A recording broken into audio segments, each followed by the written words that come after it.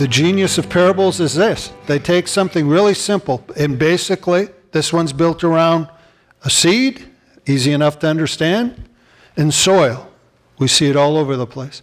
But it then takes these simple objects and turns them into something incredibly profound, into a lesson that we dare not miss. So what's actually being said? Well, let's start by setting up the scene a little bit on this. And to do that, maybe it helps to look at the original language just a little bit, just to catch some definitions. We start with a seed. It's paramount to the whole thing. What exactly is the seed?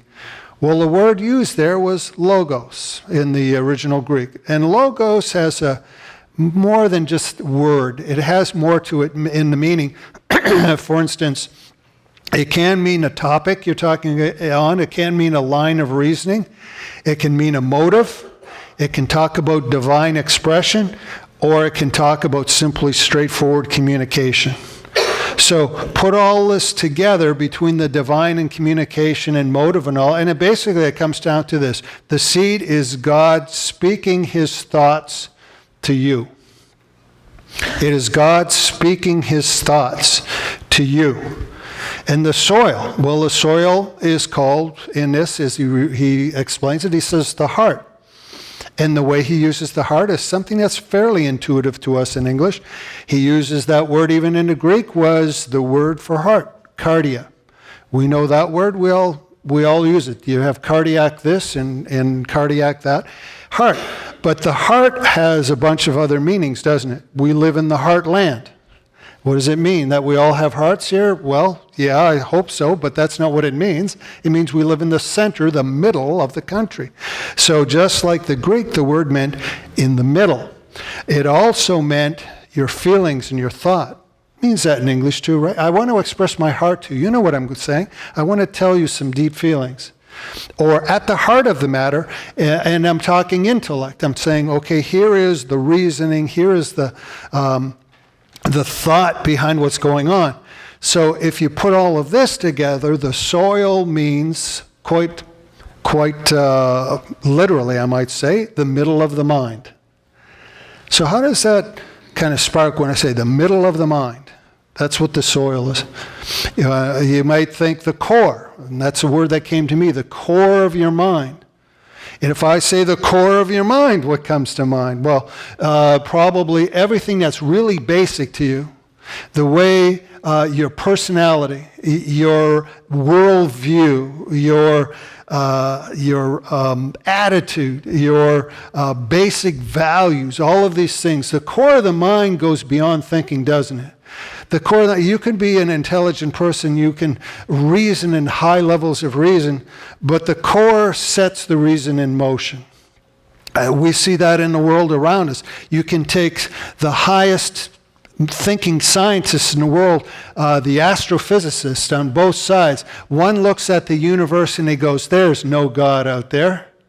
And somebody else looks at it and goes, man, there's proof of God.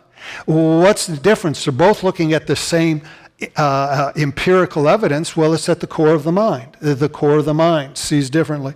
So the core of the mind is the soil. The thoughts of God being communicated is the seed. God speaking, communicating his thoughts to the core of our mind. That sets up the whole parable. And it fits in well because we're in a context of what we're speaking in. The whole series that we're in is this: how to hear God. Can you hear God? How do you hear God? What things get in your way from hearing God?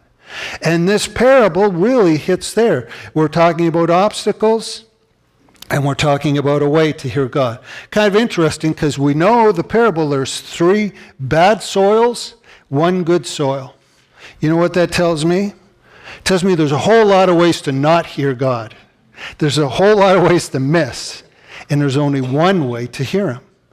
Only one way.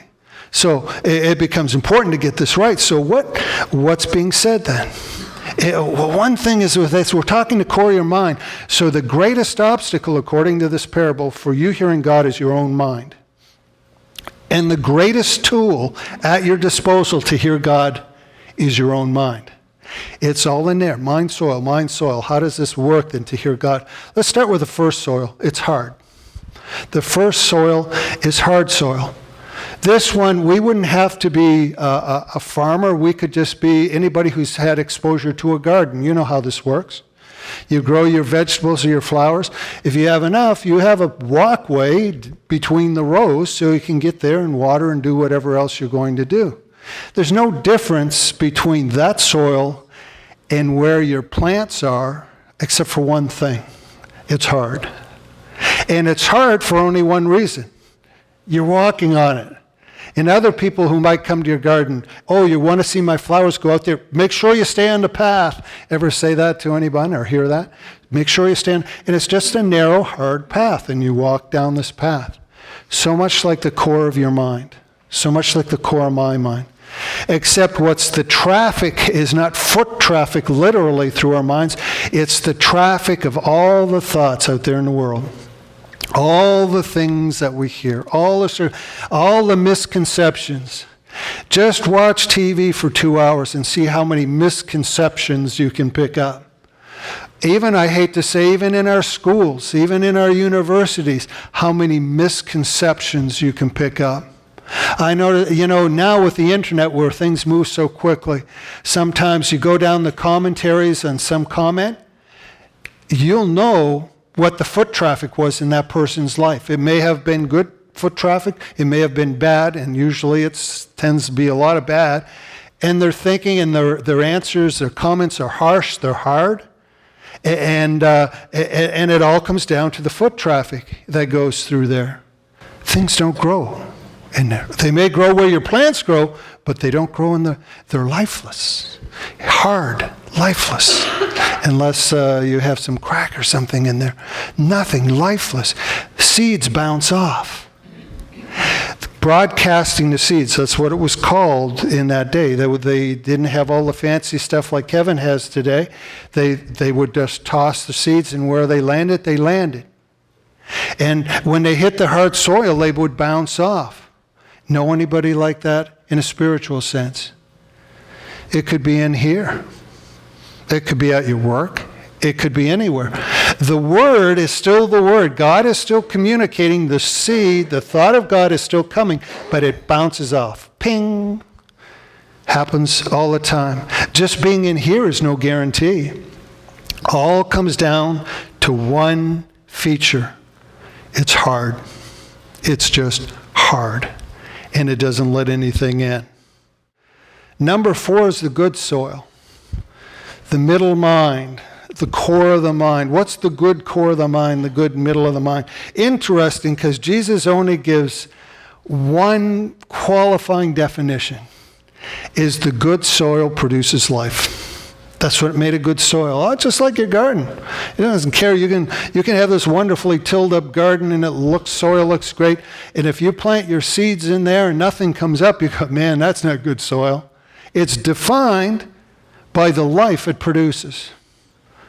Think of what that means for you and I then as Christians, or as would-be Christians, or whatever, or just someone who says they want to hear from God. If the defining feature is producing life, then that means from our mind, the middle mind, are you producing life? Am I producing life? I can be...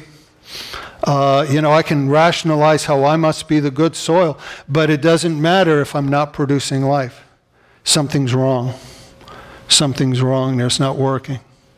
It's not producing what it should, producing fruit. And producing life now, in the Living translation that I used, it kind of hit to one point. It said, brought others. And of course, that's one way life reproduces. As I have a faith in me, I'm hearing God, and it's fairly clear, and so I present that. I broadcast the seed, so to speak, and there are others who are drawn by God, and they're attracted to what they hear. And the first thing you know, you've met people like that, right? They get a faith in Christ, and the first thing you know, they're there, and the next week it's 3 or 4 other people that are there with them in the fellowship, and it reproduces. That's one way fruit produces. The other way may be deepening the faith of another person. The reason we even get together in fellowship is to edify each other. That's what it's all about. By the time we're all done, I've learned something from you. Hopefully through messages and such, you learn something from me. And we learn from each other. We edify each other. So we deepen. That's another way we can produce fruit. We can produce fruit just being in motion, that we sense God's telling us to do something. If we're doing nothing and we're producing nothing, then in effect we are lifeless. Sometimes it's in commitment.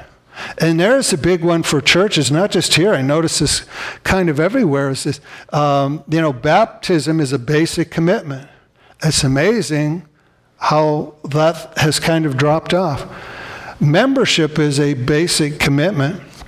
The word comes from the faith as it is. That's where the word membership, and it's amazing how that really kind of doesn't matter. People come and go. So commitment can be a part of this as well. I'll tell you how it kind of works here. It's just kind of an anecdote. And this, I don't even know who put these up, so this is completely objective. When I came in here this morning, you know the first thing I learned, because I'm in earlier and setting stuff up, the first thing I learned when I came in? There's a car show going on. Now I forget the name of it. It had a climb hill or something. Okay. Now I know where. Okay. It doesn't matter, because. Okay. Right. Okay. Thanks. But you know what? And like I say, so there, Mike, you're off the hook. Mike didn't even put up. So I don't know who, and it doesn't matter. I walked in. I saw these. I know something I didn't know when I came in. They're kind of everywhere there in the fellowship hall. Whether I wanted to know or not, I know now. I know that whoever put them up probably didn't put them up because it was their duty, it was a patriotic duty to put up these things for this car show. They must love cars. And because they love cars, they put up these. They want everybody else to love antique cars too. So here you go. Here's an opportunity to go to a roadshow. They're up there simply because somebody loves cars. And it was the first thing I learned coming to church. Somebody here loves cars. Wow, what if that same passion was in our faith? What if, the first thing you know when you see, well, boy, there's someone who loves God. There's someone who's an opportunity to know a little more about God. That all comes out of the good soil. It's all bearing life. Shouldn't that be the first thing I learn when I come in this building, is how much this place loves God. And shouldn't the first thing that be known when we go out from this building, oh, you go to Canaan Church, not that you're friendly, which is nice, not that you're respectable, which is nice, but that you love God. That you're in a relationship with God, that maybe you're hearing God, and that if I kind of get what you have, I'll hear God too. Good soil, hearing God. That is all defined. The only thing that defines good soil, the only proof is the one thing: it produces life. It doesn't mean, no, you don't work for your salvation. That's not what we're talking about. It's that you are saved and love God so much that you produce life. And if you and I are not producing life, then there's something off.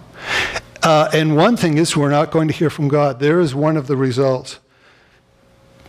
3 ways you don't hear, 1 way you do. And that's, I kind of brought this, and maybe think of these. Everybody got, if you work, you got a pair of these, right? Everybody's got hearing protectors. You mow your lawn now, you get hearing protectors, right? If you use a chainsaw, you certainly do. And they have one purpose: to stop you from hearing. And that's what this parable is all about. There's 3 ways that these things are made. And how much of that is going on in a church? How much of us are like this? You know what? If you shouted, I could probably hear you a little bit. I'm probably shouting now. You know what? I can't even hear myself. If you whispered, I wouldn't stand a chance. I'd never know. Imagine if I wore these every time. There's Jordy over there. I'm going to go have a conversation with Jordy. Hey, Jordy, how you doing? Guess how much I want to hear what you have to say. It's that kind of thing. But here we are, three ways we make these for ourselves and earmuff our middle mind. And we don't hear. And this is getting at the Spirit, because you get at this, the whole spirit of this isn't that, you know what, if you're one of those three, you're a bad person or you're a bad Christian. It's not about that. It's that if we are one of those first three, we are not hearing God like we could. Maybe you're hearing him a little bit, but you're not hearing him like you could. What would it be worth to hear him clearly?